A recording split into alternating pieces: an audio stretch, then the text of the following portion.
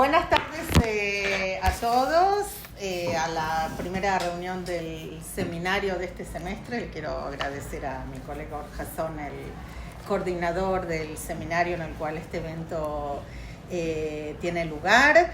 Y bueno, y antes que nada quiero darle la bienvenida a nuestro invitado, Hernán Dobry, que es periodista argentino, ya van a ver, doctorando en Historia por la Universidad Tecnológica de Torcuato Di Tella, tecnológica, magíster en Relaciones y Negociaciones Internacionales por Flaxo, San Andrés, Universidad de Barcelona. Se desempeña como director del portal Desarrollo Energético y Minero y co-conductor del programa radial Letras y Corcheas en la Argentina y el podcast La Usina del Tango en el Debate en España. A lo largo de su carrera como periodista ha trabajado en Bloomberg TV, Perfil, Il Corp, Red Intelligence, Reversor Global, Sala de Inversión Americana, y ha publicado en El Cronista, Clarín, Haaretz, Infobaes, Fortuna y otros medios. Ha escrito muy productivo, Hernán, una larga serie de libros como Operación Israel, el rearme argentino durante la dictadura de 1976 al 1983, un libro del 2011, Los rabinos de Malvinas, la comunidad judía argentina, la guerra del Atlántico Sur y el antisemitismo, ese del 2012, ¿qué es esto? Un libro por año. Los judíos y la dictadura, los desaparecidos, el antisemitismo y la resistencia, en el 2013. Ser judío en los años 70, testimonios del horror y la resistencia durante la última dictadura, junto con Daniel Goldman, del 2014. País riesgoso, cómo interpretar la economía y los mercados financieros, junto con Claudio Suchovicki, del 2014. Y dos de sus libros, Los rabinos de Malvinas y Ser judío en los años 70, fueron declarados de interés cultural y de interés para la promoción y defensa de los derechos humanos por la legislatura de la Ciudad de Buenos Aires. En la presentación de hoy nos va a hablar de su libro, Los soldados judíos de Malvinas. Antes de decir algo sobre la guerra de las Malvinas, quiero darle las gracias a Milad, que tenemos aquí a su representante, la doctora Margalit Bellerano, que es la Asociación Israelí de Investigadores del Judaísmo Latinoamericano, y al Centro Abraham Harman para la investigación del judaísmo contemporáneo, que fue a quien te presenté hace unos minutos, a nuestra colega, la profesora Manuela Consoni. Y bueno, antes de darte el derecho a hacernos conocer tu libro, voy a decir unas palabras sobre la Guerra de las Malvinas, y la verdad es que no pudo haber fecha más simbólica para esta presentación, un día después del 49 aniversario del último golpe de Estado en Argentina, unos días antes del 2 de abril, que fue cuando comenzó la Guerra de las Malvinas, y las trágicas circunstancias en las que nosotros nos encontramos hoy aquí. Así que, bueno, más vale aprender de la experiencia, de países que han sufrido tanto bajo dictaduras. Así que unas palabras sobre la guerra y ahí arrancamos. Entonces, para el que no recuerda, diría que el 2 de abril de 1982, una fuerza de aproximadamente 550 combatientes del ejército argentino desembarcó en las Islas Malvinas en el marco de lo que el ejército denominó Operación Rosario. El objetivo de la operación era recuperar la soberanía argentina sobre unas islas que, 149 años antes, en enero de 1833, habían sido ocupadas por la imperia del Imperio Británico. Al día siguiente, el 3 de abril de 1982, unos 45 miembros de la Armada Argentina retomaron también el control de la isla Georgia del Sur, en más de lo que habían hecho el día anterior. La respuesta británica, a pesar de lo que el presidente Galtieri pensaba, no tardó en llegar. El 5 de abril, la primera ministra del Reino Unido, Margaret Thatcher, dio la orden y la operación Corporate se puso en marcha. 30.000 soldados británicos desembarcaron en lo que, desde su perspectiva, eran las Islas Falkland. Así, el 2 de abril de 1982 se convirtió en el D-Day de la Guerra de Malvinas-Falkland, también conocida como la Guerra del Atlántico Sur, la crisis Falkland-Malvinas o el conflicto entre el Reino Unido y Argentina. Así comenzó en realidad una guerra sangrienta por unas islas remotas cuyo descubrimiento y primeros asentamientos son inciertos, cuyos nombres, tanto en español como en inglés, fueron otorgados por potencias imperialistas y cuya soberanía Argentina sigue reclamando hasta el día de hoy, si no me equivoco, y Milei cambió el disquete. Lo que sí es indiscutible es que las islas ocupan una ubicación estratégica desde el punto de vista geopolítico y que desde el siglo XVII se han convertido en un punto clave para la pesca y la caza, atrayendo a numerosos países que han visto en ellas un gran potencial económico. Hernán va a hablar de la conexión con la dictadura, así que no me voy a explayar. La guerra duró 74 días, finalizó el 14 de junio de 1982 con la rendición de las fuerzas argentinas y la restauración de la soberanía británica sobre las islas. Argentina sufrió 649 bajas, la mayoría eran conscriptos, más de 1.600 heridos y más de 11.300 prisioneros. El Reino Unido perdió 255 soldados, 775 resultaron heridos y poco más de 100... No, nada que ver con nosotros, fueron tomados prisioneros. El libro de Hernán saca a la luz por primera vez las historias de vida de un grupo de soldados, jóvenes judíos, que fueron enviados a participar en esta guerra. Para mí es una historia desconocida. Los temas que el libro de Hernán analiza trascienden más allá de ese grupo de soldados y tienen que ver también con temas de interés general para los investigadores del judaísmo, no solo argentino, sino latinoamericano, como el tema de la así llamada doble lealtad de judíos argentinos y o argentinos judíos, antisemitismo, memoria y, por supuesto, las violaciones de los derechos humanos bajo la dictadura, de, como dije, de la cual ayer se cumplieron 49 años de su instalación. Así que ahora, Hernán, tu turno. Bienvenido. Bueno, primero que nada, muchísimas gracias a todas las instituciones que decidieron acompañarme y permitirme. Para mí es un inmenso honor poder presentarles esta historia, contarles esta historia en una institución como la Universidad Hebrea. O sea, para mí es un inmenso honor, en serio, estar acá.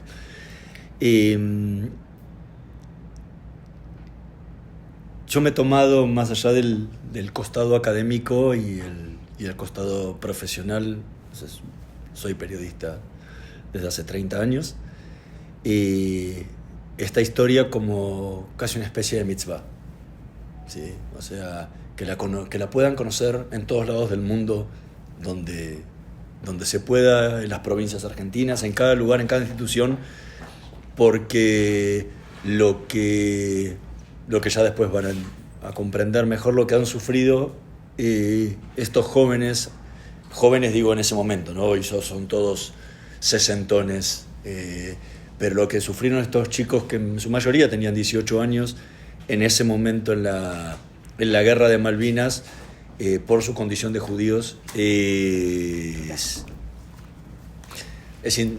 casi indescriptible. Traté de poder describirlo con palabras en ambos libros, pero hay veces escucharlos a ellos es mucho más fuerte que lo que uno pueda leer, ¿no? Y en cierta forma entender el trauma que vivieron, por lo cual muchos pasaron más de 40 años y todavía no pueden hablar, no pueden contar lo que sufrieron en esa guerra. A mí, en cierta forma, por momentos me gusta hacer un paralelismo con lo que pasó con los sobrevivientes de la Shoah, salvando las distancias, por favor no me malinterpreten, porque son dos cosas totalmente diferentes, pero lo que le pasó es que muchísimos sobrevivientes tardaron décadas en poder hablar, en poder contar lo que habían vivido, y a ellos les pasó, en su gran mayoría, algo similar.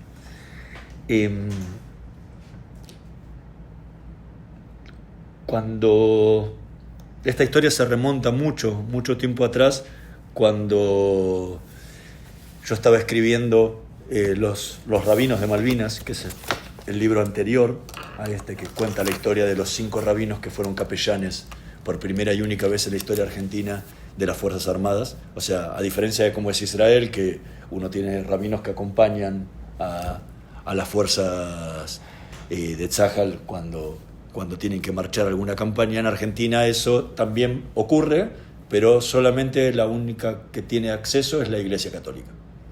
Los demás tienen prohibido ingresar. Entonces, en ese momento histórico, por razones que vienen es para otra charla totalmente diferente, se aceptó que los rabinos fueran a acompañar a los soldados. Voy a spoilear un poco el libro, no llegaron a cruzar nunca las Malvinas, quedaron con las fuerzas que estaban en el continente desplegadas, y eso hizo que se me planteara una pregunta muy fuerte, que era ¿para qué servía un rabino en una guerra?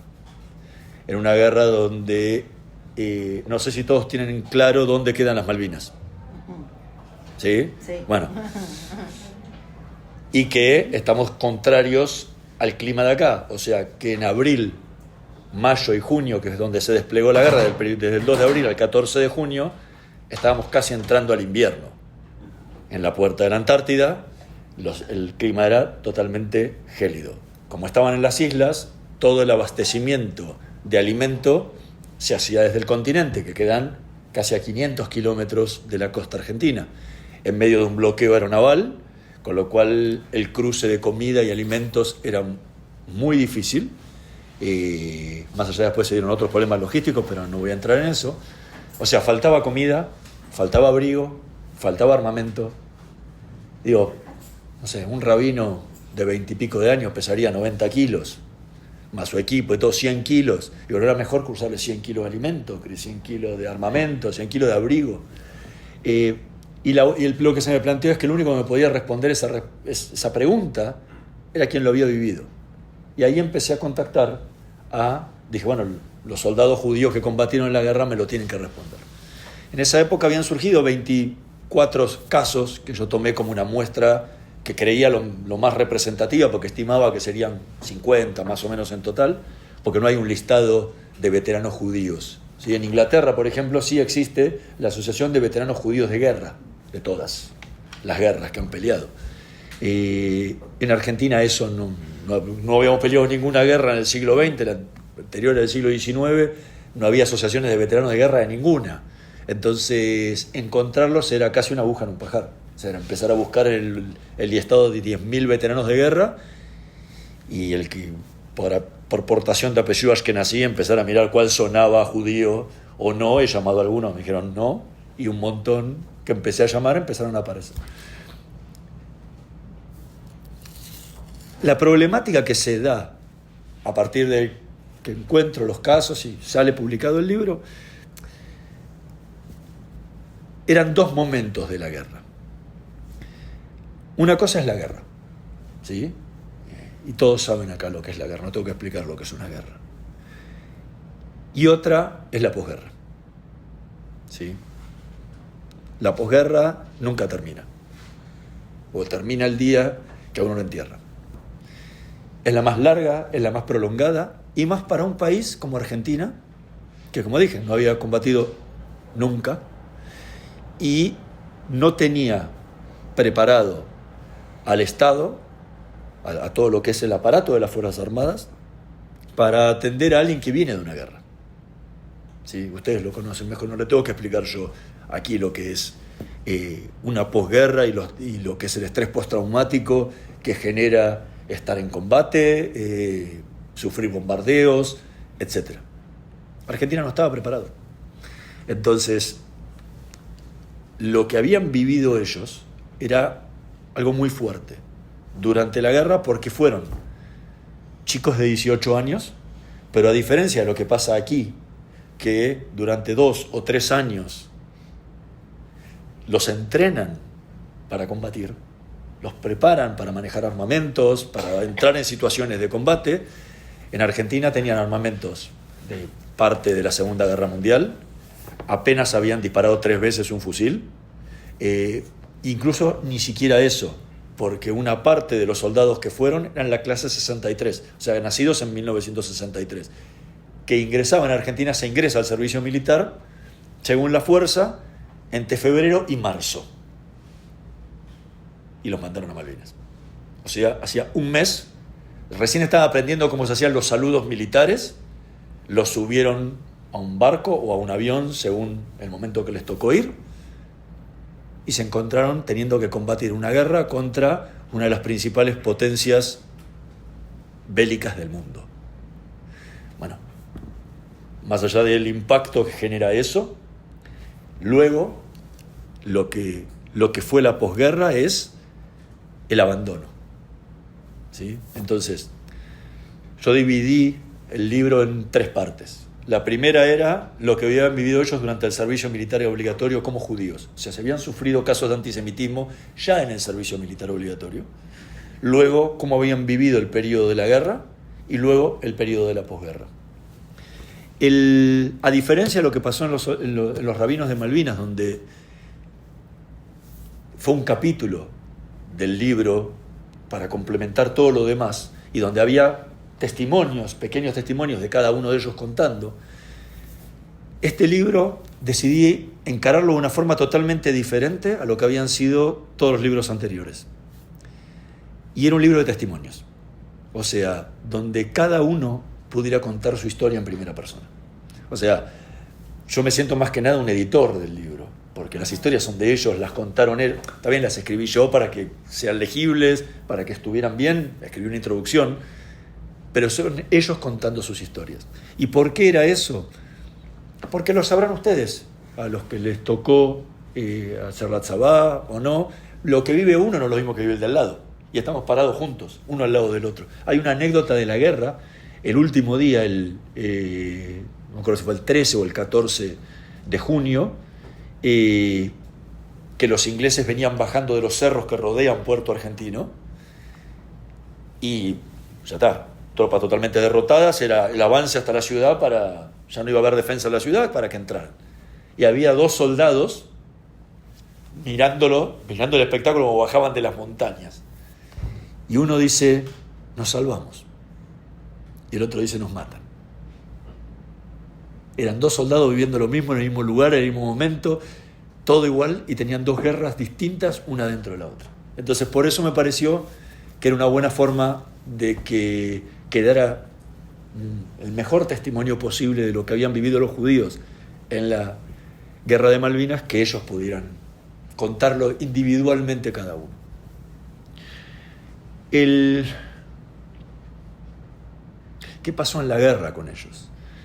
Lamentablemente, y es increíble tener que decir esto, una buena parte de ellos, no todos, porque no quiero generalizar, no fueron todos los casos que ocurrió, padecieron antisemitismo de parte de sus propios oficiales y suboficiales. O sea, que aquel al que tenían que defender y al que tenían que obedecer, los maltrataba con diferentes niveles de antisemitismo. Y digo, desde el verbal hasta la tortura física. O sea, desde, no es una palabra académicamente mejor, desde el judío de mierda, hace esto, hace lo otro, al estaqueo. ¿Sabes lo que es el estaqueo? Estaqueo se ponen 4 estacas, miren el libro, una en cada punta de cada una de ellas, y se ata una soga a la extremidad de cada uno de ellos y te dejan las piernas abiertas, así, desnudos, al aire libre durante un día, con 5 o 10 grados bajo cero, más o menos, que hacía en Malvinas de noche. Bueno, eso se conoce como estaqueo, era una tortura que utilizaban los gauchos con los indios en su momento en la colonia, y que evidentemente les parecía interesante. ¿Fue nada más a los soldados judíos? No, hubo este tipo de torturas con muchísimos tipos de soldados, pero al judío se lo decían, a vos te estoy haciendo esto por judío. Lo dijeron. Sí, no se lo decían. O sea, no era que un ataque más porque agarraban a estos de acá y los torturaban, sino en esos casos era, y le decían, miren lo que les pasa por ser judío, a los compañeros que estaban al lado. Y obviamente que los compañeros no podían hacer nada, porque era el oficial el que le decía que estaba haciendo eso, y no podía venir un soldado. ¿Qué hacían? Se escabullían por los costados y de repente le llevaban un poquito de té para que tomara, o le daban una galletita, porque lo dejaban sin alimentos, sin nada a la intemperie. Hubo casos, hay varios casos de ese extremo, y después tenemos todo el arco en el medio, ¿sí? Desde preguntarle a un soldado, ¿qué hace usted parado acá si usted es judío?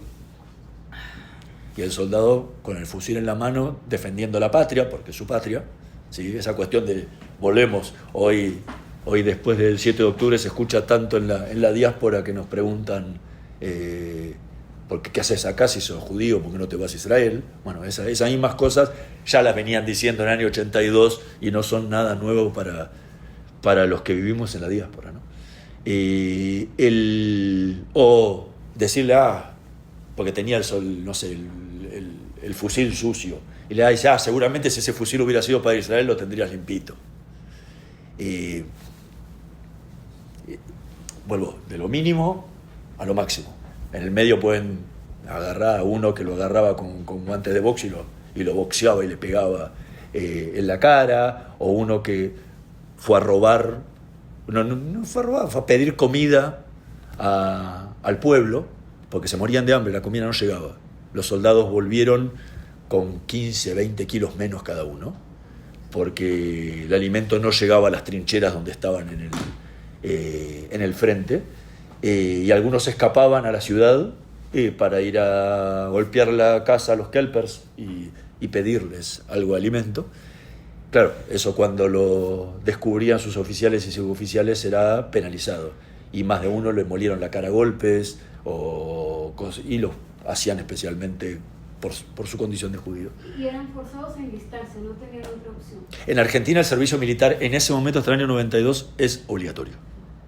O sea, hay un sorteo previo porque hay un cupo determinado que tienen que cubrir, y se sorteaba, y los que sacaban número alto ingresaban, los que sacaban número bajo se salvaban, porque ahora se salvaban, no es el mismo sentimiento de hacer la chabaca. Entonces los que estaban adentro quedaban. Y hubo una gran cantidad de judíos, porque los regimientos que movilizaron tienen que ver especialmente con regimientos que estaban en la ciudad de Buenos Aires y en el Gran Buenos Aires, donde la presencia judía es muchísimo mayor que en muchas de las provincias del interior del país.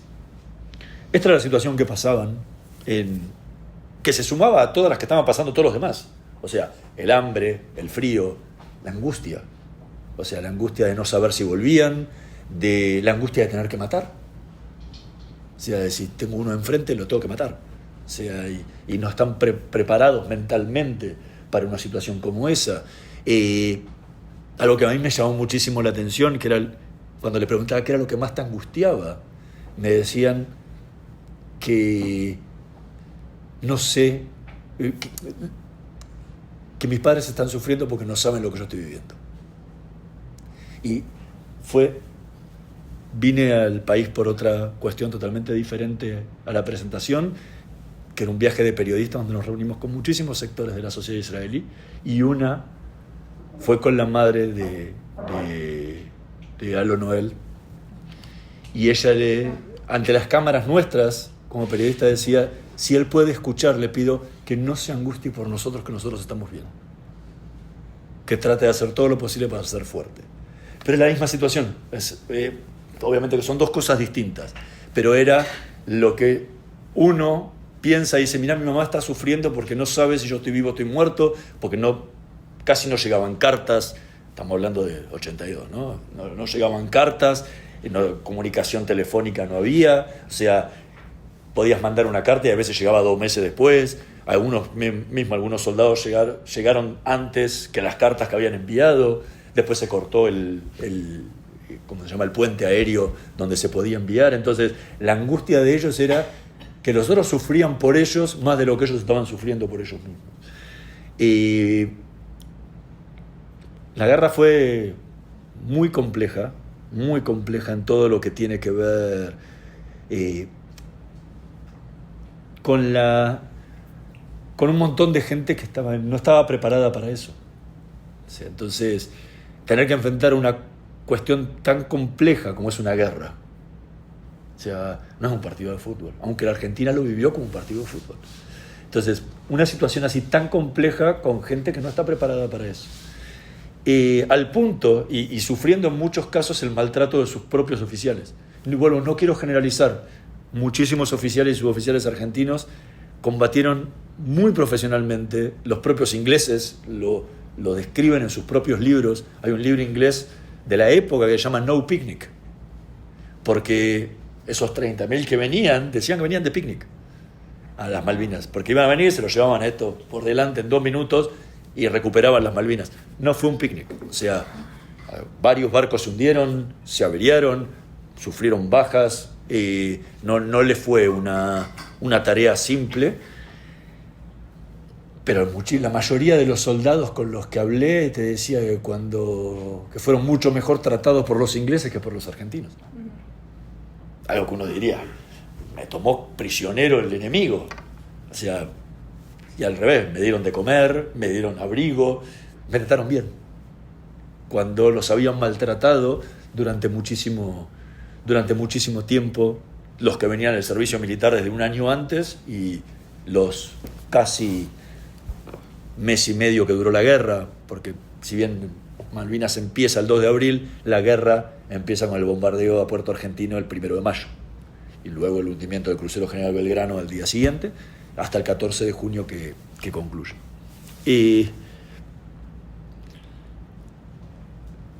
Pero lo peor, lo que no sabían ellos, es que algo que peor estaba por venir.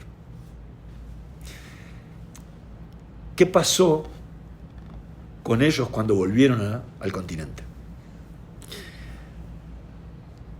No sé cuántos de aquí son argentinos o no. La mayoría. Ok. No, porque lo que voy a decir... Hay algunos nacidos y otros por opción. Ok. No, porque entender la mentalidad argentina es complejo a veces. Bueno, todos se acuerdan del Mundial de Fútbol de Brasil. ¿Sí? Perdimos la final. Y en Argentina era que no vuelvan al país. Son unos perdedores. Imagínense si eso fue un partido de fútbol, lo que es perder una guerra. Eran lo peor del mundo. O sea, nadie quería hacer nada con los perdedores. O sea, eran los culpables de eran los culpables de perder una guerra. Claro, podrías decírselo a los militares que eran los culpables, pero esos chicos de 18 años no eran culpables de nada. O sea, habían sido llevados a un lugar para el que encima no estaban preparados y tenían que ahora cargar con la culpa de algo que no les correspondía. Pero la sociedad no lo entendió así. Y tuvo que ver, en general, con que durante toda la guerra el clima, especialmente Buenos Aires, porque la Patagonia argentina vivió algo totalmente diferente, vivió oscurecimientos, alertas rojas, bueno, nada que no nos sorprenda a ustedes que haya caído un misil, ¿no? Esas mismas cosas con menos tecnología y más improvisado, era alerta de que van a atacar los ingleses, oscurecimiento de todas las casas, todos metidos adentro, bueno, esa gente en cierta forma vivió la guerra, aunque no le cayó ninguna bomba encima de las casas, sintió el clima de guerra. Los aviones partían de las bases de Comodoro Rivadavia y Río Gallegos en la Patagonia y ellos veían que despegaban 4 y volvían 2. No había que ser muy inteligente para entender lo que había pasado en el medio. Entonces ellos sabían lo que estaba pasando en la guerra. Pero en Buenos Aires, a 2.000 kilómetros de distancia, estaban todos, los diarios, vamos ganando, le hundimos un barco, le hundimos 2, eran como si fuera un partido de fútbol. Nos hundieron el crucero General Belgrano, 2-1. Ese fue el clima de guerra, pero siempre fue, estamos ganando. 14 de junio, nos rendimos. De repente, el rey estaba desnudo. Claro, pero lo peor que te puede pasar es eso. Porque si vos la vas mostrando que la cosa está pesada, es un tema. Pero la sociedad se sintió engañada. Más allá de que aceptó ser engañada, ¿no? Porque salir a la plaza el día siguiente a Vittoriera Galtieri, que 2 días antes había estado reprimiendo a la manifestación de la CGT, y toda esa misma gente al otro día estaba victoriándolo como si fuera el gran general y el gran estadista, y todos encolumnados diciendo, les vamos a ganar, que vengan los ingleses, que manden al Principito. Y así ninguno con una mente medianamente racional dijo, muchachos, se están metiendo en un lío de novela del que no vamos a salir. Bueno, evidentemente, eso para los sociólogos y el estudio de masas y compañía se hacen un festín con eso, ¿no? Pero eso pasó, y la sociedad, al sentirse engañada y darse cuenta que habían sido tan tontos de dejarse engañar, todo lo que tuviera que ver con Malvinas nadie se quiere acordar. Es como cuando uno lo engañan, ¿sí? Cuando sabés, no querés volver a recordar el engaño. Querés dejar ahí de costado, olvidar una página pasada en tu vida y nada más. Bueno, esto es lo mismo. Entonces, ¿qué pasó? Malvinas abajo de la alfombra. De Malvinas no se habla. Chau. Silencio total. A los soldados les hicieron firmar un documento que decían que tenían prohibido hablar sobre lo que habían vivido durante la guerra. Estábamos en dictadura, ¿eh? Todos. Si no, no le daban la baja. Pero cuando los llevaron cuando salieron de las Malvinas, la mayoría los devolvieron los ingleses al continente. Algunos lograron ir en el rompehielos Irizar y otros barcos que estaban ahí porque no dejaban que los barcos argentinos llegaran a Malvinas, porque decían, llegan a Malvinas me van a atacar de vuelta. Entonces los llevamos nosotros y fueron los ingleses los que los fueron llevando. De ahí los metieron, algunos les dieron de comer ahí, otros les cambiaron las ropas para que no parecieran, imagínense, 60 días con la misma ropa como debían estar. Los trataron de alimentar como si fueran ganado para engordarlos un poco. Habían bajado, habían bajado como 20 kilos. La mayoría los subieron a aviones y los llevaron a las bases, a cada uno a su regimiento en Buenos Aires, la provincia donde estaban. Ahí pudieron vestirse con su indumentaria de vuelta y volvete a tu casa solo. En todo ese proceso muchos los llevaron a Campo de Mayo, en ese proceso de engorde que los hicieron, que tenían de ahí, les daban de comer milanesas todo el tiempo así para que engordaran bien, les hicieron firmar estos documentos. Claro, nadie se iba a hacer el vivo y decir, no, yo vengo y hablo. Estaba en dictadura. Y todos sabían lo que había pasado unos años antes. Si en el 82 ya era una dicta blanda, ya los niveles de desapariciones eran mucho más chicos que lo que había sido el 76, 77 y 78. Nadie se quería hacer el vivo, porque no sabía la que te podía tocar. Sumado a que a muchos se quedaron adentro de los regimientos, porque eran clase 63, entonces todavía estaban en el plazo de su servicio militar obligatorio y tenían que quedarse un tiempo más, se lo fueron largando después de a poco para que volvieran a sus casas. Entonces ya de por sí te cerraron la boca. Y por el otro lado se encontraron con una sociedad que no quería escuchar. Por esto que les decía antes. No querían escuchar. ¿Por qué? Porque, era ponerle, sos un tonto, te engañaron, adelante de la cara.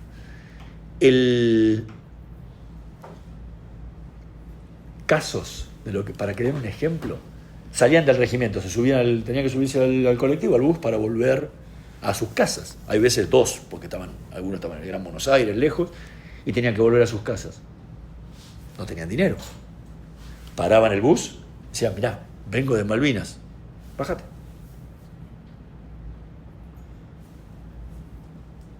O iban a pedir trabajo, no tenían trabajo. De clase 63, 62, veían el sello de la baja de Malvinas, ya te vamos a llamar. ¿Por qué? Pues era el loco de Malvinas. Nadie quería tener uno que había venido de la guerra porque era el famoso loco de la guerra.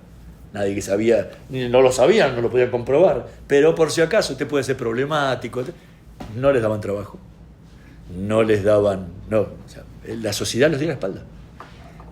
Y el problema mayor que tuvo la sociedad, porque en el caso de los soldados judíos venían de una clase media que podía cobijarlos, darle ese abrazo que necesitaban y apoyo para poder salir adelante. estaba la posibilidad de que fueran a un psicólogo, a un psiquiatra para que los tratara. Claro, pero el psicólogo o el psiquiatra no estaba preparado para atender un caso de posguerra. No se habían preparado para eso. Pues no podía, era una locura que alguien se preparara para eso viviendo en Argentina. O sea, no vas a encontrar trabajo nunca. O sea, especialista en guerra. Nada. O sea, aquí existe.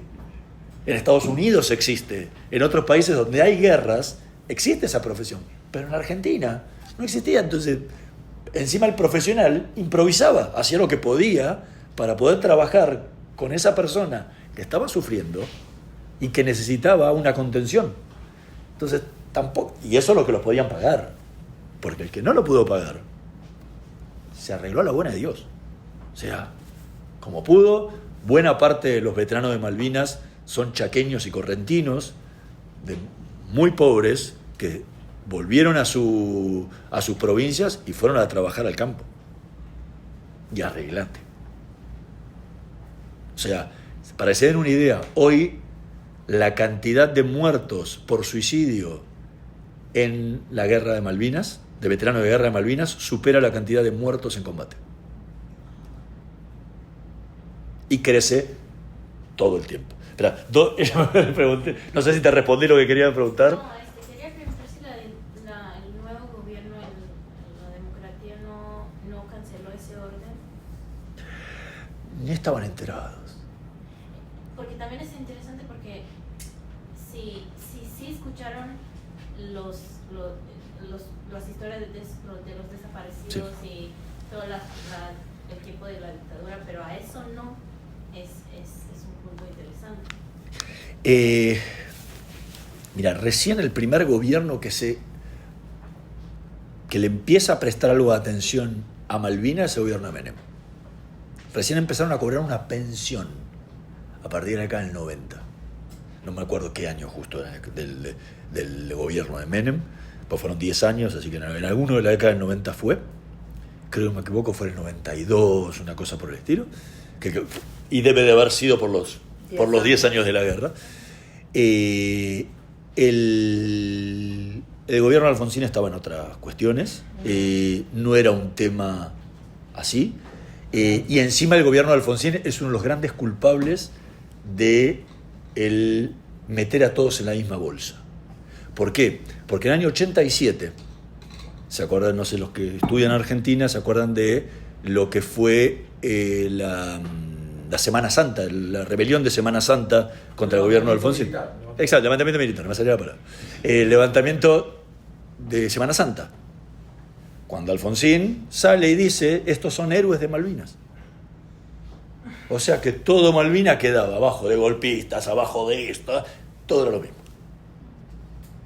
Entonces, los soldados quedaron todos metidos en la misma bolsa de los que la dictadura, de los que esto, y aparte, encima, durante el gobierno de Alfonsín se llevó a cabo el juicio contra Malvinas, contra toda la cúpula militar por Malvinas. Hay algunos militares que fueron absueltos en el juicio a las juntas, pues la última junta militar fue absuelta, pero fue condenada por Malvinas. Fueron presos por Malvinas. Entonces, estaba ese. ¿Pero por qué parte de Malvinas? ¿Por el maltrato? Por la responsabilidad, guerra? por la responsabilidad de la guerra. O sea, por la responsabilidad del desastre que hicieron. O sea, Por el desempeño militar. Sí, digamos, sí. Por el desempeño político y militar. O sea, por todo el combo. O sea, que estaba interesado, pero en otro punto de la guerra. Y no se sabía tantas cosas. Porque, vuelvo, no podían hablar. Entonces, cuando podían hablar, es difícil que la sociedad estuviera al tanto de eso. Y, vuelvo, siempre quedaron metidos en una bolsa al punto. Y esto es duro y es difícil, pero, vuelvo, como todo, cada uno que vive en su país sabe lo difícil que son las cosas y no se entienden tanto a veces desde afuera. Las madres de Plaza de Mayo les dieron la espalda todo el tiempo, hasta los días de hoy. ¿Okay? Es terrible porque sufrieron torturas, sufrieron maltratos por los mismos militares que habían torturado a sus hijos. Pero eran Malvinas. El problema de hablar de Malvinas es que es un tabú en Argentina. Durante muchos años fue un tabú. ¿Por qué? Porque cada vez que querías reivindicar a alguien de Malvinas, corrías el riesgo de que abrieran un juicio y que ese militar que ibas a reivindicar había sido torturador en un centro clandestino de detención. Nadie se quería meter con Malvinas, nadie. De repente le das una medalla, lo premiaste y 6 meses después salió un juicio y decía, este estaba torturando en el centro clandestino de detención X. Y quedaba el político pegado así. Entonces nadie se quería meter con eso. En el medio, los chicos que los metieron. Hay ahí que...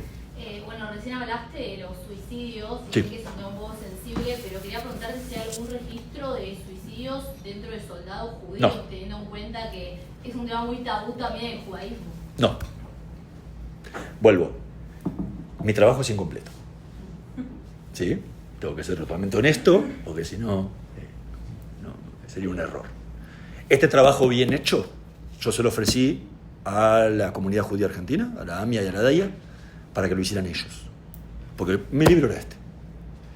Pero yo sentía que faltaba esto. Por esto que voy a terminar de explicarles de la posguerra.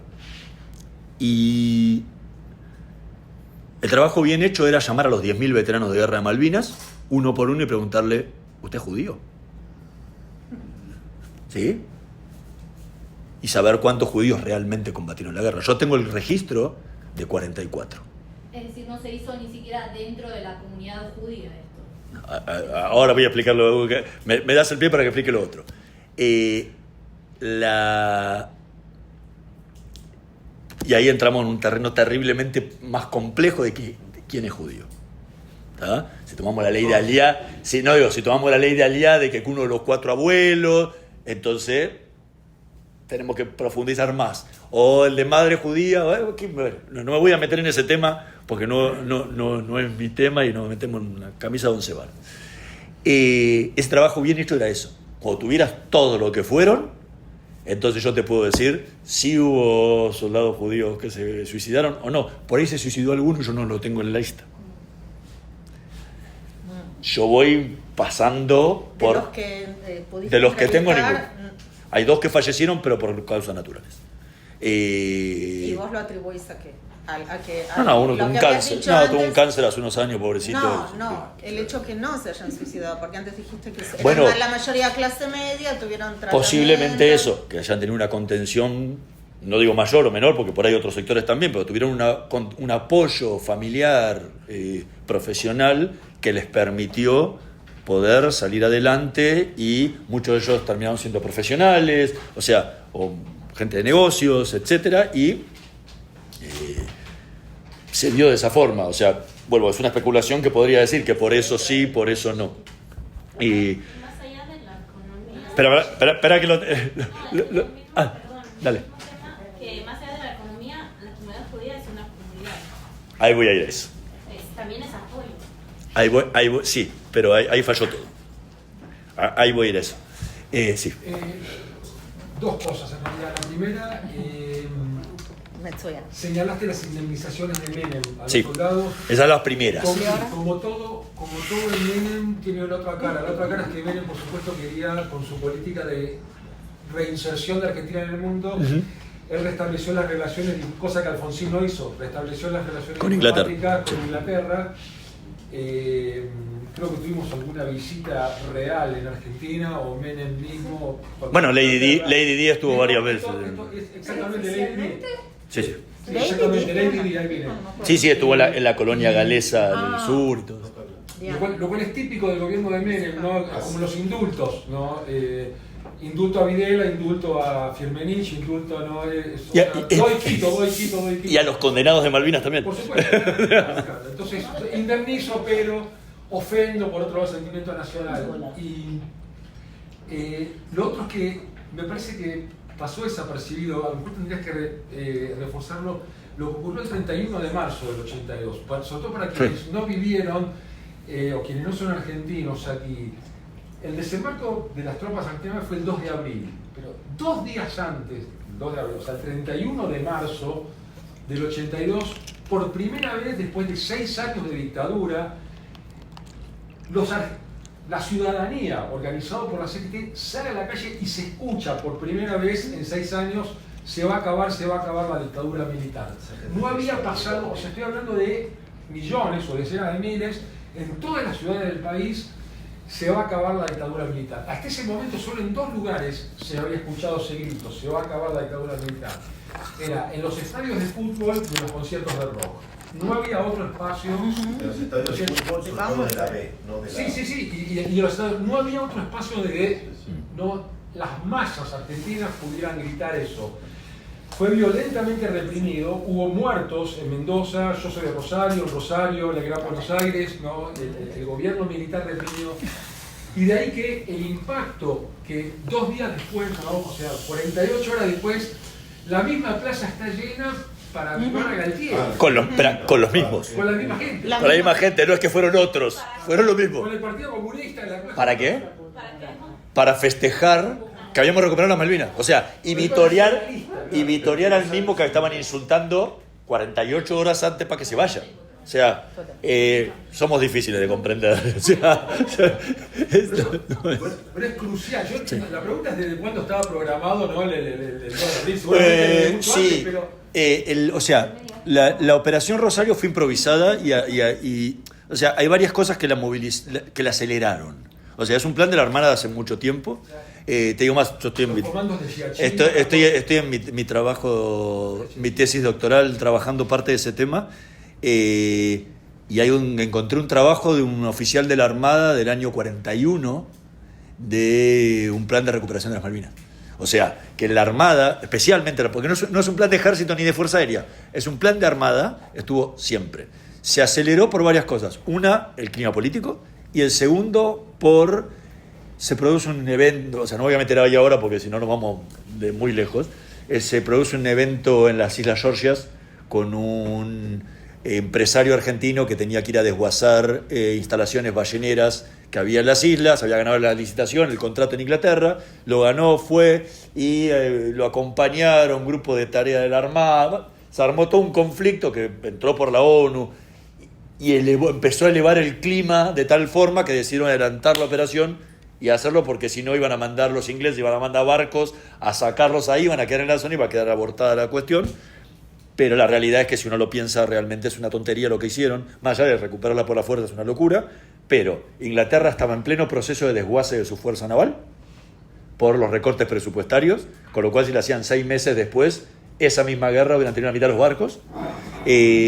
Segundo, hacerla en abril, o sea, cuando está entrando el invierno, hacerla en noviembre, octubre, cuando empieza a estar la primavera, verano, y hace más calor y eso te puede, por lo menos, ser un poquito más tranquila la cuestión, ¿no? Porque con el clima era una locura. Entonces, todo esto tiene que ver, Malvinas decide improvisación, es todo se junta en ese mismo plan, porque aparte había plan para recuperarlas, para forzar a los ingleses a sentarlos a negociar la soberanía de las islas. O sea, el que leyó dos libros de historia naval británica se da cuenta que ni loco se iban a quedar en Inglaterra sentándose a negociar con un tipo que les acaba de robar una colonia. O sea, al día siguiente todavía Hong Kong era inglesa, al día siguiente los chinos invadían Hong Kong. Chao, se acababa el tema. Entonces, pensar en una cosa así es de una improvisación total, y luego, obviamente, como no pensaban en eso, distribuyeron las tropas pensando que iban a entrar por Puerto Argentino, entraron por San Carlos, o sea, una locura. O sea, fue todo una improvisación y desidia. Pero si puedo agregar algo. Según lo que yo tengo entendido, sí. Yo sé que ahora Sebastián Carrasay, seguro lo conoces, que dio acá un curso en el marco de la Cátedra San Martín, es un historiador social argentino, que escribió, entre otras cosas, sobre la gente común durante la dictadura, es decir, sobre la mayoría silenciosa, y ahora está escribiendo un libro sobre qué se pensaba en Argentina, es decir, qué pensaba la sociedad argentina sobre las islas antes de la guerra. Uh-huh. Y lo que yo tengo entendido es que era un tema súper consensual, es decir, que la sociedad civil argentina, no solo el ejército, veía como ese tema de recuperar la soberanía sobre las islas un ideal nacional. Es decir, el ejército, sí. Bueno, sí, el 31 de marzo en ese caso es fundamental, porque respondieron a la dictadura, a la crítica, claro, porque era difícil encontrar un tema más consensual en el medio de la crisis de la deuda ya. Sí, o sea, eso es así. O sea, como que el efecto del Mundial 78 duró poco, o sea, fue... Claro, había que... No, bueno, o sea, con la victoria pensaban duró... que no se tiraban años, Había que Bueno, renovar la tiraban energía. años y 3 Bueno, años después... bueno, tiraron casi 4 años. Pero el tema de Malvinas es, desde chiquitito, el jardín de infantes, las Malvinas son argentinas, Sí, las Malvinas son las Malvinas argentinas, son- las hermanitas... Pero a la gente le importa, no es solo un eslogan.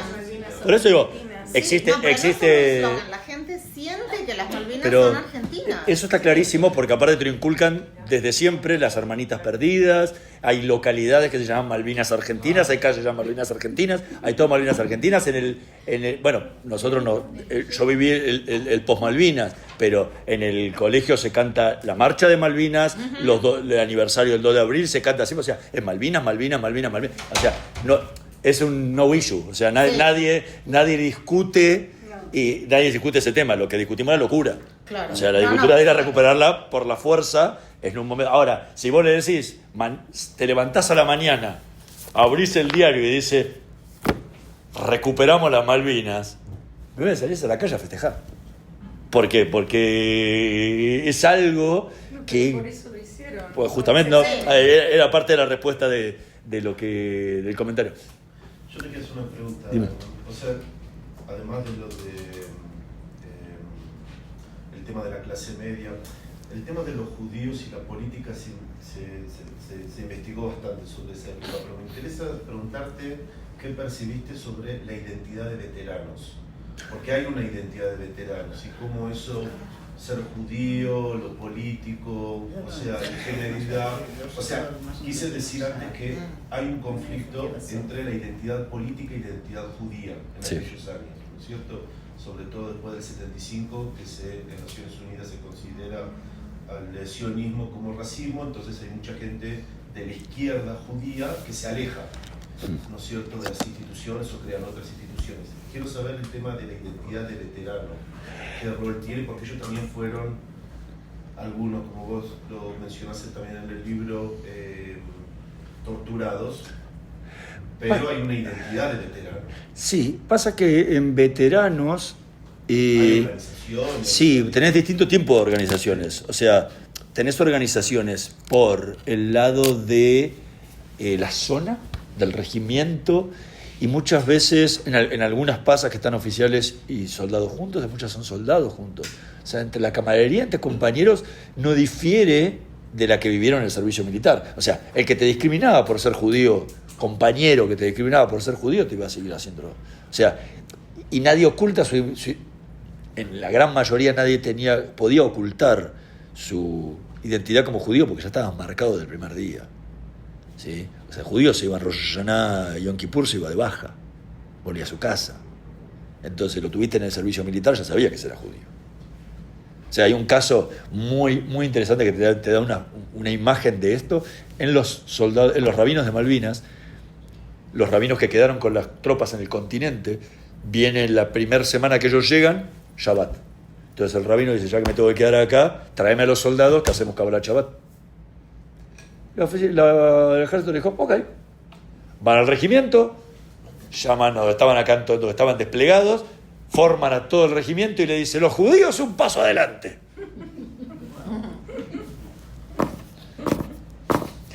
El que lo había ocultado se quedó. El que no se habían dado cuenta se quedó parado. No dio el paso adelante. Después cuando se enteró para qué era, lo dio. Pero primero ese, ¿y ahora qué me van a hacer? Me van a bailar. El baile era ejercicios brutalmente fuertes. Los tenían bailando cuerpo a tierra, carrera, marcha, todo así corriendo y hay veces haciéndolo sobre canto rodado, sobre piedra para lastimarlo. O sea, lo habían vivido en el servicio militar. Entonces, sí, mejor quedaste atrás y no lo veas. Ahora voy a ir cuando me voy a meter en la comunidad y el presente, y ahí va a terminar de entender eso de la identidad judía y los veteranos. La sociedad, como les dije, dio la espalda a Malvinas en general, y los que más lo sufrieron fueron los veteranos, los soldados. ¿Por qué? Porque el oficial volvió a su regimiento, estaba preparado de eso, siguió trabajando, siguió con todas las mismas cosas de su vida.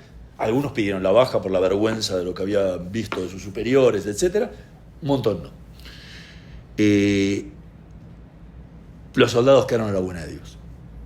Con esto que le decía, el silencio, y la propia gente. Volvían a sus casas y sus amigos le decían, los que podían hablar, che, ¿y mataste a muchos? Esa era la pregunta que le hacían. Y el otro no quería ni responder. Te lo dicen los veteranos. En Malvinas murió el Juancito de 18 años. Volvió uno de 30. Claro, pero los amigos, che, vamos a bailar mañana. Tenían ganas. Muchos dormían tirados en el piso en las casas, porque no podían dormir arriba de un colchón. Sentían los fuegos artificiales a fin de año y se metían abajo de la mesa, porque pensaban que estaban en un bombardeo. O sea, era un clima de ellos muy fuerte, con la espalda de la sociedad en general. Con las décadas empezó a cambiar un poco la cosa. Algunos empezaron a poder hablar, pero en general el de Malvinas era el que pedía plata por la calle, estaba parado en la calle vestido de militar, porque algunos quedaron metidos en Malvinas y seguían vestidos de militares y iban por los colectivos o por los trenes pidiendo plata porque no podían vivir. Un pequeño comentario. Creo que lo que pasó en las Malvinas también pasó en Vietnam. Claro, 100%. 100%.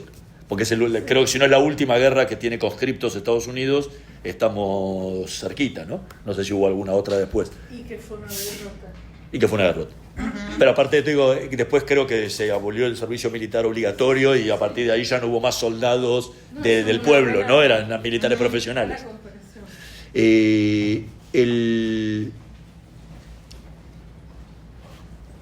Hubo silencio total. La comunidad judía durante la guerra fue muy activa, muy. Este es el rabino con los soldados, ¿sí? La comunidad hizo muchísimo para que esos rabinos estuvieran ahí. Pero fue activa solo con respecto a los judíos. No digo, pero la comunidad judía, estoy hablando. La comunidad judía argentina hizo No, muchísimo. pero la comunidad judía fue solidaria con soldados en general. ¿O solo Con todos se hacían colectas. En Argentina se hicieron muchas colectas durante la guerra para mandarles alimento, mandarles dinero, las mujeres se juntaban a tejer pulóveres o bufandas para enviarle, y la comunidad judía, ves los diarios de la época, juntada para coso en la comunidad tal, y se juntaba, o sea, ahí se juntaba dinero, plata, comida, todo para todos igual. ¿Los rabinos los bancó el ejército o los bancó la comunidad? La comunidad. La comunidad. O sea, los envió, la comunidad hizo todo el lobby para que fueran, y lo logró. Bueno, fue la primera vez en la historia argentina que eso se logra. Y a pesar del antisemitismo, sí podían hacer Limud Torah y llevaban su kilo. Sí, bueno, ellos llevaron muchos sidurim, llevaron hojas, fotocopias con salmos y rezos para que cuando ellos no estuvieran pudieran rezar. Pero estamos hablando del continente, no llegaron a las islas nunca. Porque ahí se los hubieran destruido. Tendríamos que entrar en otra charla totalmente diferente que tiene que ver con eso, que es mucho más profundo y tiene muchísimas cuestiones. Pero lo que quiero decir es que estuvieron preocupados por qué era lo que estaba pasando con esos soldados, que nadie sabía lo que pasaba en las islas, porque la suerte de una guerra de isla es que estás aislado, no hay noticias hacia afuera si alguien no cuenta. Entonces, lo que llama la atención es que el 15 de junio de 1982, o sea, el día siguiente a que terminó la guerra, la comunidad volvió a su vida natural y se olvidó de todo. Pero no como una cuestión de la comunidad. La sociedad se olvidó de todo. Y la comunidad judía argentina forma parte indivisible de la sociedad argentina. Lo que le pasa a la sociedad argentina le pasa a la comunidad judía. Siempre. En todo momento. Cuando hay crisis, cuando va bien, le va bien, cuando es esto. En todas, no es como en algunos países de América Latina, que es muy chiquita, muy separada, muy aislada, entonces vive un mundo diferente. Acá no. Entonces la actitud de la comunidad judía argentina fue la misma que la de la sociedad argentina, salvo que hasta el día anterior estaban mirando los rabinos. O sea que encima estuvo preocupada especialmente. Eso es lo que llamaba la atención. Pero lo que pasa en Argentina, como pasa en muchísimas comunidades del mundo, que pasa una comisión directiva, viene la comisión directiva siguiente y no tiene ni idea de lo que hizo la anterior. Entonces fue pasando 1, 2, 3, 10 comisiones directivas para adelante y los tipos ni tenían idea. La pregunta que yo me hacía era, los 2 de abril, a ningún líder comunitario se le ocurrió preguntarse, che, ¿habrá un soldado judío en Malvinas? Un dato. La DAIA, ¿sí? Todos saben de lo que es la DAIA. Es la representación política judía de Argentina. La Delegación de Asociaciones Israelitas Argentinas. Publica su libro 70 años de la DAIA, con todos los eventos, años, esos coffee book, grandote, de tapa dura, con fotos y relatos de los eventos principales de los 70 años de historia de la DAIA. 76, golpe militar, toda la que quedó, 84, recuperación de la democracia. En 82. No Malvinas. O sea, la única guerra que pelea la Argentina en toda su historia del siglo XX, para los tipos no existió. No pasó nada. O sea, saltamos los 76 con los desaparecidos al 84 de la recuperación de la democracia. O sea, Perdón, pero ¿DAIA no hizo entonces la gestión para que vayan los rabinos? sí, pero O sea, pasaron tantas esa comisiones. gestión No, no resalta. eso. O sea, pasaron las comisiones directivas y no estaban ni enterados de que lo habían hecho. O sea, Parece que todos los militares son sospechosos. claro, pero, o sea, date una idea de que los tipos hicieron una gestión histórica única en el país. Única, no pasó ni antes ni hasta el día de hoy volvió a haber un religioso no católico en las Fuerzas Armadas Argentinas. Nunca más, ni nunca antes. Lo lograron ellos, y ni siquiera lo remarcan. Pero no por malos, porque nadie lo sabía. Y no lo sabía porque se lo quedó olvidado ahí. Como Malvinas, un tabú quedó metido ahí en el mundo. Pero, disculpa, no es un olvido natural, es un olvido Es borrado. intencionado, es un borrón de... Yo no lo hice el libro, así que no voy a... yo no tengo nada que en ver. general, No sé. Sí. Siguiendo la línea de lo que dijiste hace un momento, que lo que le pasa a la comunidad judía argentina es lo que le pasa a la sociedad argentina en general. Y la sociedad argentina le dio la espalda a las Malvinas, incluso cualquier conscripto que participó en la guerra, porque lo obligaron, es como un cómplice en realidad de la dictadura y es un capítulo borrado. Entonces la comunidad judía, siguiendo el hilo de la sociedad argentina, borró ese capítulo. Ella no quiso ser, Sí. la sociedad, la comunidad judía no quiere ser cómplice Sí. de un evento que la principal motivación fue que la dictadura siguiera en pie. Sí, pero 20 años después, 25 años después, eso ya... O sea, Pero eso tiene que ver con la memoria de la dictadura en Argentina. Te lo digo con me esta parece. respuesta. Sí. Uno de los directivos de AMIA, no directivos, Sí. sino uno de los empleados de AMIA, trató de motorizar para que esto de los capellanes se instituyera una capellanía judía en el ejército argentino. Completo. O sea, que siguiera esto aprovechando y dijo, metimos la pie acá adentro, metamos el cuerpo entero y avancemos sobre esto. ¿Sí? Después se cortó. ¿Por qué se cortó? Le dijeron los directivos del AMIA, cortémosla, no queremos... Viene la democracia, ya venía, o sea, después digo, no vamos a quedar pegados con estos tipos. Claro. Saquemos la pata de acá, cortala, que no vaya. Lo entiendo la comisión directiva del 83, te la entiendo la del 87, en la del 92, pero este libro salió en 2015, 2012, no me acuerdo, son los 70 años de allá. O sea, Google lo va a tener mejor. Pero o sea, la historia de Malvinas no existió. Entonces, durante todos esos años, los soldados quedaron a la buena de Dios.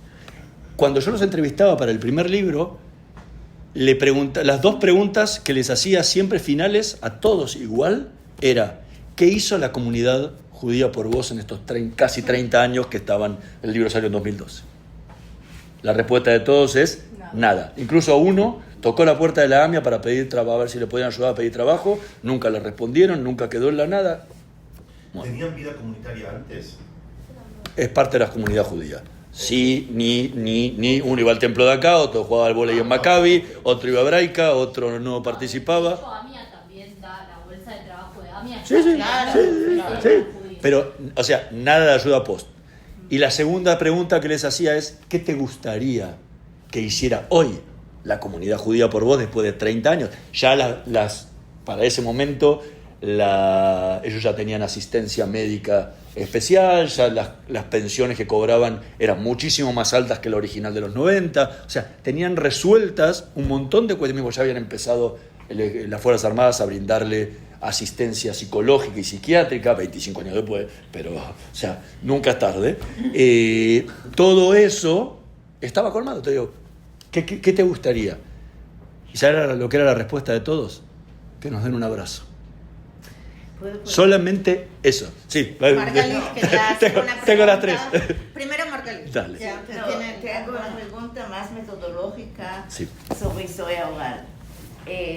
Con todas las diferencias de lo que pasó el 7 de octubre en Israel, pero en las entrevistas que hicieron a personas afectadas por el masacre del año pasado, muchos dijeron que el hablar con el entrevistador era como un tratamiento psicológico, que les ayudó mucho. Ahora, en tu trabajo lo sentiste también, que el hecho que alguien viene y estar grabando toda la historia, me imagino que eso también le hace mucho. Sí y sí. Hay mucha gente que habló por primera vez conmigo. Tengo una historia, un caso ejemplificador de esto, que encima fue uno de los soldados más torturados en la guerra. Nunca había hablado. Yo cuando empiezo el trabajo, empiezo, como les dije, con esta listita tachando, este me suena judío, este me suena judío, este me suena judío. Y voy al centro de veteranos de Malvinas del Ejército, que es en el Regimiento 1 de Patricios, en el barrio Palermo, en Buenos Aires, y estoy hablando con un coronel que en esa época la protección de datos no era lo que es hoy, yo no sé si hoy hubiera pasado, me empieza a dar los teléfonos de todos los que yo le pedía para poder llamar.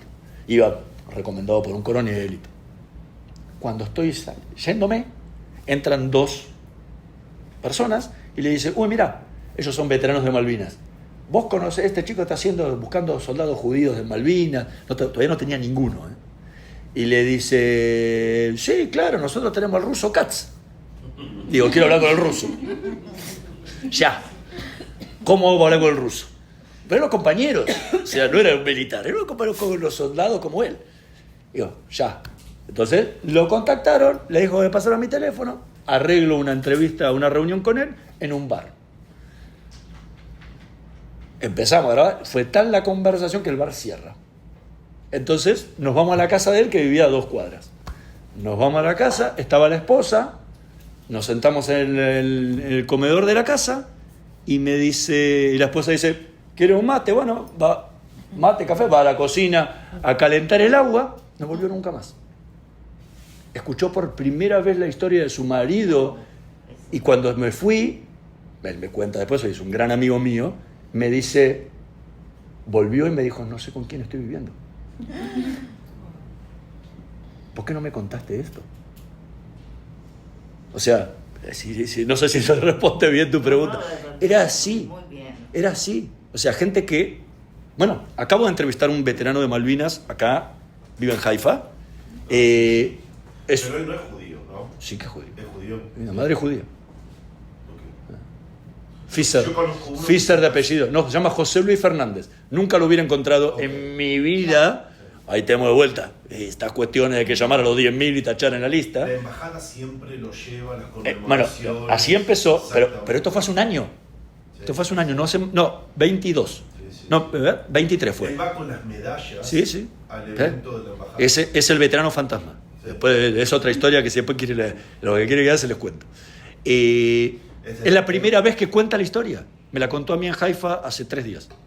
El de completa. Pelo negro, el pelo negro. Sí, pero nunca la había contado. Nunca la había contado. Y hay gente que para este libro la conozco, he ido a comer a su casa, hemos compartido de todo y me dijo, no puedo hablar.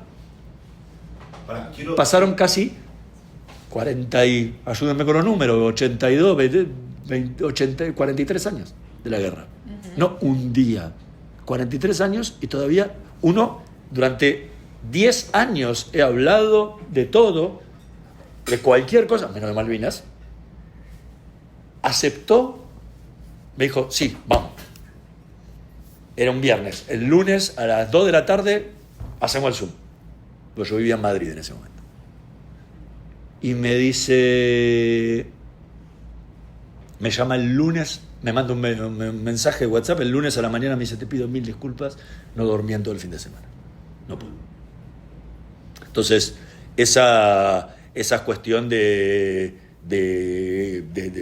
la catarsis, de poder hablar y que te escuchen, y para mí la guerra, en los 2 libros, es muy raro lo que voy a decir, es una versión muy humana de la guerra. Si existe algo humano dentro de una guerra, ¿no? Pero yo trato de hablar de los sentimientos de ellos, o sea, de la religiosidad en Malvinas, o sea, de cosas que no tienen que ver con la operación, el combate, la táctica, o sea, sin un lado muy humano. Entonces también la conversación es muy humana. Yo jamás le pregunté a ellos, nunca, a ningún entrevistado si mató a alguien, jamás. Quiero decirte que él genera mucha incomodidad en los eventos porque hay mucha gente de la comunidad que se fue exiliada de la dictadura y genera mucha incomodidad en esos Sí, eventos. porque hay mucha gente que no le quiere hablar. Porque es suboficial porque él estudió en la Escuela Mecánica de la Armada, pero se recibió en el año 78, Sí. era un cadete que fue maltratado con antisemitismo durante sus años de militares. Ingresó a la Armada, el primer destino que lo mandan es al portaaviones, el portaaviones 3 meses después va a la guerra, vuelve y en el 85 se fue de baja. Lo que pasa es que en ese mismo evento tenés desaparecidos o gente que tiene familiar desaparecida y genera mucha incomodidad porque va con las medallas también. Pero ahí lo tenés, lo que te decía antes. Sí. Hasta el día de hoy las madres de Plaza de Mayo, cuando le pedían si podían atestiguar algo de Malvinas, lo sacaban corriendo. O sea, es fuerte. Las víctimas son solamente unas víctimas y no son todos víctimas. Entonces, Malvinas es una piedra en el zapato. O sea, cada vez que vas a hablar de Malvinas, terminás complicado. Sí. O porque sos A, porque sos B, porque sos C, porque sos D, por lo que sea, terminás mal. No sé, estaba ella y voy para allá. Vos veo que lo que haces con este libro es como una denuncia, ¿no? de lo que hizo la comunidad judía durante ese tiempo. Sí. No vos, pero capaz que las personas, los veteranos. ¿Tuviste alguna respuesta de la comunidad judía con respecto a esto? Ahí voy a eso. Me voy a meter ahí directo. No, quería preguntar. La respuesta de ella va a venir con el camino, entonces se la dejo para después. Me acuerdo de cosas durante la época que vos estabas tomando estos testimonios. No quería nada, era eso. En mi mente estaba participando en esos momentos. Lo que quería decir es que los militares, la cúpula militar, pero los militares fueron quienes desaparecieron y asesinaron muchísimos argentinos, entre ellos una cifra alta de judíos. Uh-huh. Y sin una estructura social que podía, argentina, no judía, societal, que podía diferenciar entre los criminales de la cúpula y los chicos que habían sido de la colimba, que eran otro tipo de víctimas. Uh-huh. Yo creo que la expectativa de que la comunidad judía hubiera podido tratar de atender tanto al sufrimiento de esos soldados, ex soldados, veteranos, como a la cifra bastante más importante de familias judías destrozados por la desaparición de algo, creo que aunque era necesario, creo que era imposible de esperar. Uh-huh. Sí, vuelvo, 100%. Pero a veces quiero remarcarlo porque si no, a veces es difícil entenderla. Bueno, es imposible entender la Argentina, pero es difícil entender esta situación. Pero bueno, que voy ahí. Voy ahí. Muchas gracias. Como soy del Pater Literario, quería evocar los peces ciegos. 100%. Willy, sí. Preguntar si en tu proceso de trabajo las entrevistas, has pensado, has hecho unos paralelismos con la novela de Foucault. Te voy a decir una cosa, no la leí. Obligación. Es obligación. O sea, Malvinas es un conflicto increíble. ¿Por qué? Porque... El tema de la voz y del silencio. No, aparte hay un judío. Hay un judío. No, bueno, igual no. Igual lo de él es ficción total, ¿eh? O sea, no existe en ninguno de los casos. Pero lo que voy es...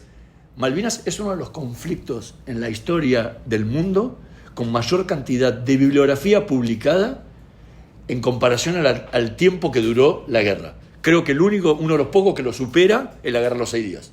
Así que se ha escrito más. Pero Malvinas es increíble porque cada veterano escribe un libro. Todos los años, para el 2 de abril, salen decenas de libros en Argentina sobre Malvinas. Y vos decís, ya no sé de qué más pueden hablar, qué otra vuelta le pueden dar para no volver a contar otra vez lo mismo que ya se contó 500. Afortunadamente, estos fueron bastante a un lugar donde nadie se había metido. Pero llega un momento que decís, basta. Y bueno, dentro de todo eso yo me metí más en lo que tenía que ver con mi trabajo y llegué un poco a la saturación del tema de no puedo leer más. Sí, yo creo que a lo mejor pasa desapercibido. La gente tiene que entender que la guerra de Malvinas fue un evento dentro de la dictadura militar. ¿Entiendes? La dictadura fue del 76 al 83 y hay 4 meses en el año 82 que son la guerra de Malvinas. Y fue el gran desencadenante de la democracia. Pero claro, eso es lo que no estás diciendo, eso es lo que no dijiste hasta ahora. No, pasa que estoy metido en otro tema, a ver si me tengo que meter en Malvinas. Pero la dictadura en Chile duró hasta el año 90, en Uruguay, bueno, por Argentina. O sea, sí terminó la dictadura. Sí terminó la dictadura en Argentina en el 83, fue gracias a la derrota de Malvinas. Eso precipitó todo. Primero el cambio, Red Cook renunció, el presidente, Galtieri, ¿no? Y todo el gobierno, sí, toda la junta. vino autoridades nuevas. Gracias a la derrota, a la humillación de la gobernanza, la gente salió a reclamar, bueno, no sirve para gobernar, no sirven para administrar la economía, no sirven para la guerra, no sirven para nada.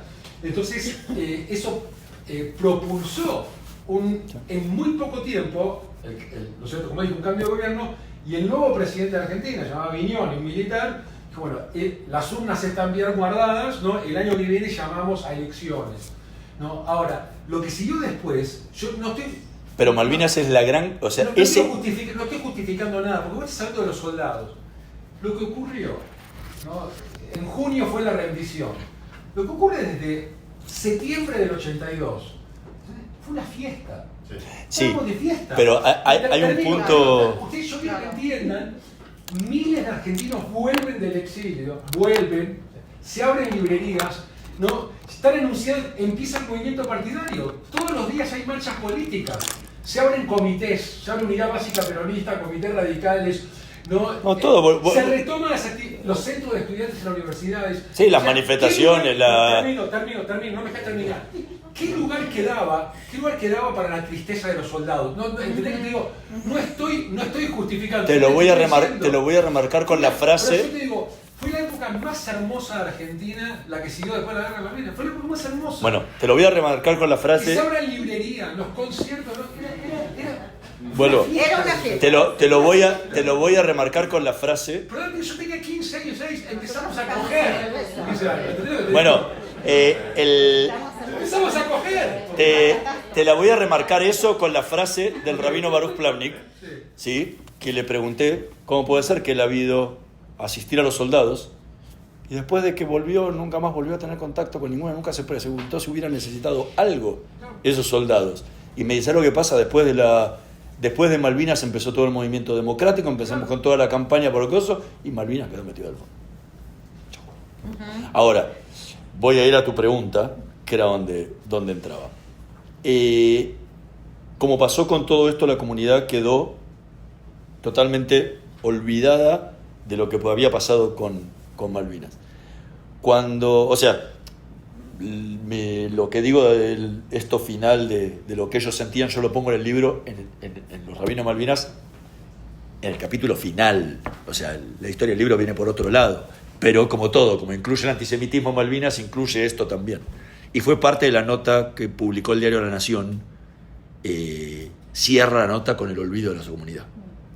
y ni siquiera con el comunio, con el olvido y el manoseo de la comunidad. Porque cuando sale el libro, se enteran la comunidad que va a salir el libro y le ofrecen, se enteran por qué, porque 3 veteranos de Malvinas van a golpearle la puerta a la Daya a pedirle que por favor les hagan un homenaje a 30 años de la guerra. Es como si 3 sobrevivientes de la Shoah van a una institución a pedir por favor que les hagan un homenaje a 50 años del levantamiento de Gueto de Varsovia, para decirle por favor, porque nunca lo hicieron, cosa que no pasó, ¿no? Pero es una locura. Claro, ¿qué hizo la Daya? Escuchó la historia de uno de ellos, de Silvio, más torturado, llamó al Diario de la Nación a ofrecerle una nota sobre el antisemitismo en Malvinas. Los quiso usar políticamente. Y ellos salieron, pero corriendo. Me llaman, estaba planteada la nota, tuve que llamar a la Nación a decirle, no tienen nada. O sea, la nota que yo te dije es la que está todo documentado en un libro. Sale el libro y yo cuento eso en la nota. Todo ese manoseo lo cuento. Bueno, menos lindo me dijeron cualquier cosa. Sí, pero estoy acostumbrado. Se sabe cosas con la dirigencia comunitaria, es muy normal. Entonces, ¿qué fue lo que pasó a partir de ahí? Cuando le cuento esto, mis hijas iban a Betel en ese momento, al colegio, y me cruzo en el patio, me acuerdo, había dejado a mi hija en el jardín, creo que era, porque hace muchos años ya, y me lo cruzo a Dani Goldman en el patio. Y digo, mirá, Dani, está pasando esto, la Dani los está manoseando, porque esto. Y ellos, la verdad, lo que más quieren es que les hagan un homenaje, que les dan un abrazo. Me dice, lo hacemos nosotros. Yo le di la lista con los teléfonos de todos, y digo, mira, háganlo ustedes. Yo no es parte de mi trabajo esto. O sea, lo tienen que hacer sí, pero lo hagan ustedes. Le digo, le doy el listado de teléfonos de cada uno de ellos, llámenlo e invítenlos. Y hagan lo que quieran. Yo no me meto. Se hizo el homenaje el Kabbalat Shabbat previo al 30 aniversario de la guerra. No me pregunten 26, 27, 24, no, 24 no fue, 27, por ahí, alguna de esas fechas fue antes de Malvinas. Los invitan, están todos los soldados, templo lleno, 3 chicos haciendo bar mitzvah, y cuando viene la prédica, Dani habla del tema de la memoria, ¿sí? de que muchas veces nos olvidamos de la historia y de los protagonistas de la historia. Toda una prédica así, dice, uno de estos casos es Malvinas. Durante 30 años como judíos nos olvidamos que hubo soldados judíos que combatieron en la guerra de Malvinas. Dice, y hoy están acá. Y empezó a leer, que se me pone la piel de gallina. Que se pare, pero y los invitó a subir a la misma a todos. Muchos de ellos se veían por primera vez, porque uno estaba en un regimiento acá, no se conocían. Gente que, hay 2 o 3 que estaban juntos, pero el resto no sabía que existía el otro. Bueno, cada uno de los chicos les entregó una medalla en homenaje, y la rabina Sivina Chemen les leyó una carta pidiéndoles perdón. Esa fue la primera vez. A partir de ahí empezaron todos. La AMIA, la DAIA, y todas las comunidades del interior empezaron a llamarlos de los colegios para que fueran a dar charlas en los colegios. Sí, las comunidades particulares, ¿cómo van a saber si las comunidades no tienen una... No, porque a veces tenías un miembro de tu comunidad que lo había sido. Había un chico que era el Ambrotacol y estaba ahí, pero tampoco hicieron nada. O sea, fueron pasando, digo, eso pasó muchísimo y a partir de ahí se fueron sucediendo homenajes. Cuando salió el primero, que ese es el detonante de este libro, cuando sale ese homenaje, el primero, que es el de la AMIA, sale publicado en todos los diarios de Argentina.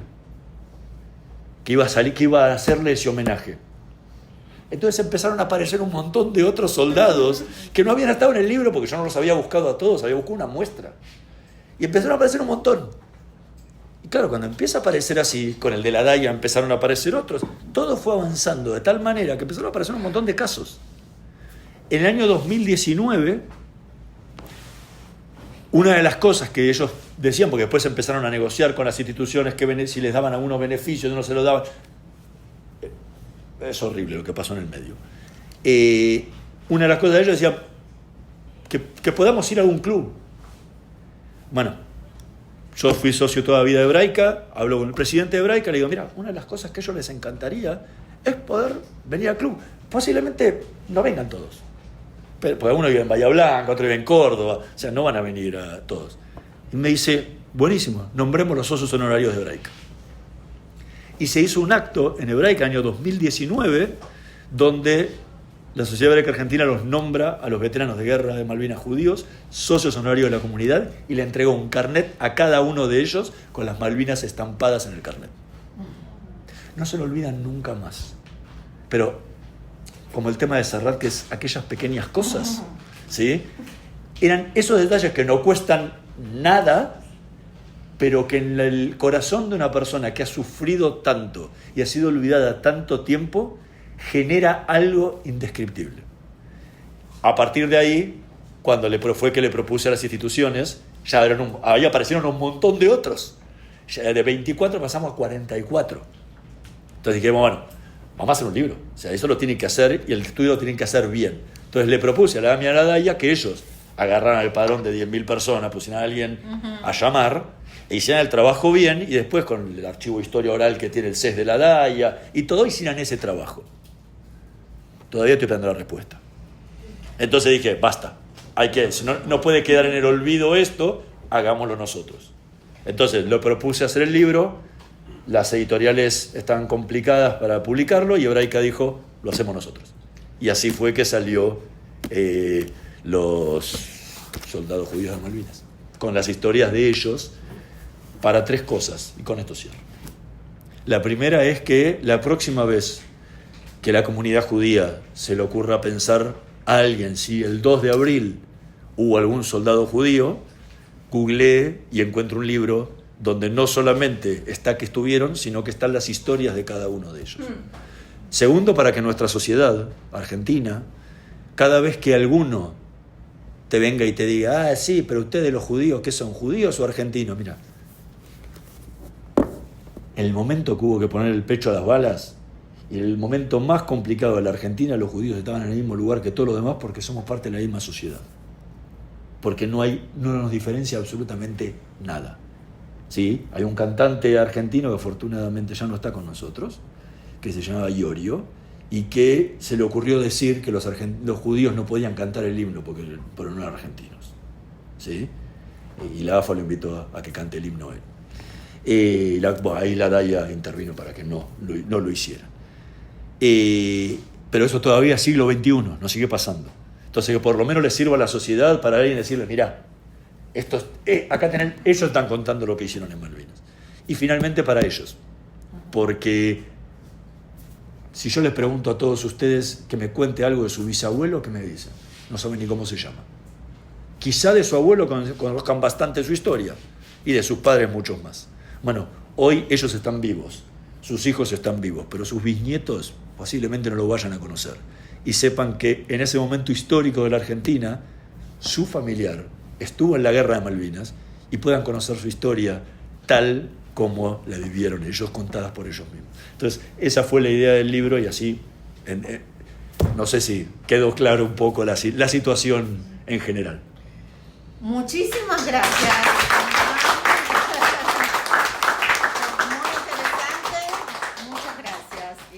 Felicitaciones por el proyecto.